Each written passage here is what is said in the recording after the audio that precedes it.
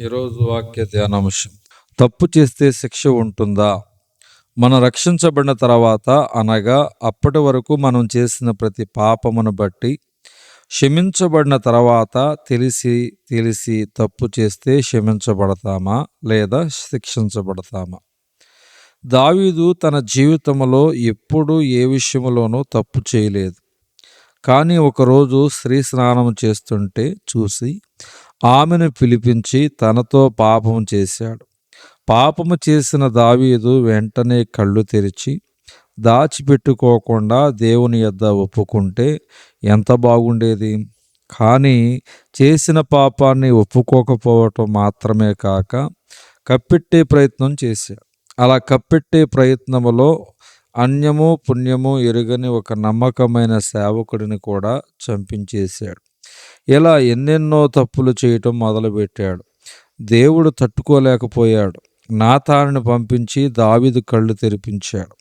అప్పుడు దావీదు 9 నెలలుగా దాచిపెట్టిన పాపాన్ని ఆ రోజు ఒప్పుకున్నాడు. ఎప్పుడైతే దాచిపెట్టిన దానిని ఒప్పుకొని విడిచిపెట్టాడో అప్పుడు కనికరించబడ్డాడు. అప్పుడు నాతాన్ అంటాడు, నీవు పాపాన్ని ఒప్పుకున్నావు గనుక క్షమించబడ్డావు. కానీ నీవు యుద్ధానికి వెళ్ళి యుద్ధం చేయవలసిన సమయంలో వెళ్లకుండా ఇంట్లో కూర్చుని పాపము చేశావు. కావున నీ ఇంటి వాళ్ళే నీకు శత్రువులుగా తయారవుతారు. నీ ఇంటిలో నుంచే యుద్ధం మొదలవుతుంది. పాపంతో నీవు కన్నబిడ్డ చచ్చిపోవను, శిక్ష మాత్రము నీకు తప్పదు అని చెప్పారు. అనగా ఒక పరిశుద్ధుడు పాపము చేస్తే దేవుడు క్షమిస్తాడు మరియు శిక్షిస్తాడు, రెండూ ఉంటాయి. దావీదు జీవితంలో తాను చేసిన పాపము ఒప్పుకున్నాడు, కానీ శిక్షించబడ్డాడు. తండ్రి తన కుమారునితో టేబుల్ ఎక్కవద్దు, కింద పడితే దెబ్బలు తగులుతాయని చెప్పాడు. ఆ కుమారుడు తండ్రి మాటలు వినకుండా టేబుల్ ఎక్కి కింద పడ్డాడు. మోచిప్పలు కొట్టుకుపోయాయి. ఏడ్చుకుంటూ తండ్రి దగ్గరకు వచ్చి, డాడీ, మీరు పైకి ఎక్కవద్దని చెప్పినా ఎక్కాను, నన్ను క్షమించండి అన్నాడు.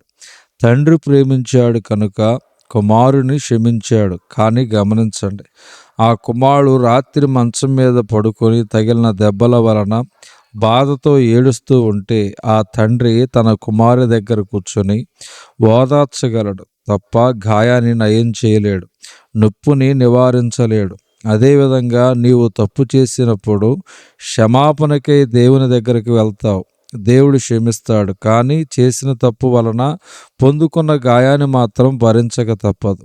మరియు మనకి అన్యులకు తేడా ఉంది. మనకంటే అన్యులు ఎంత నీచముగా జీవించినా, ఎన్ని పాపిష్టి కార్యాలు చేసినా ఎందుకు వారు చాలా విజయవంతంగా ఉంటారు, చాలా హ్యాపీగా కనిపిస్తారు. కారణము, వాళ్లకు పెద్దగా శిక్షలు ఏమీ రావు.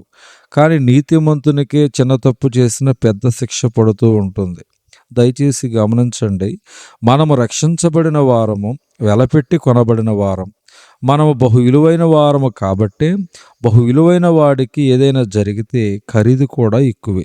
నువ్వు ఒక డొక్కు కారు కొనుక్కున్నావు, ప్రమాదం జరిగింది, పెద్ద నష్టమేమి రాదు. కానీ ఖరీదైన కారు కొనుక్కున్నావు, బైక్ వచ్చి ఆ ఖరీదైన కారును గుద్దించి షోరూమ్ దగ్గరకు తీసుకువెళ్తే 4 లేక 5 లక్షలు అవుతుంది అంటాడు. ఎందుకు అంత ఖర్చు?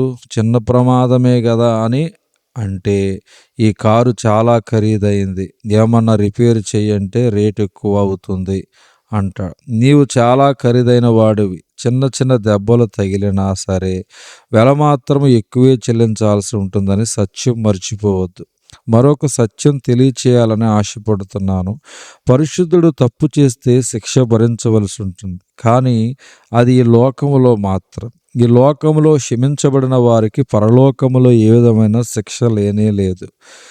బేతెస్దా దగ్గర స్వస్థత పొందినవాడు సమాజ మందిరములో యేసయ్యకు కనిపించగా, ఇదిగో స్వస్థత నొందితివి, మరింత కీడు కలగకుండానట్లు ఇకను పాపము చేయకుమని చెప్పాను.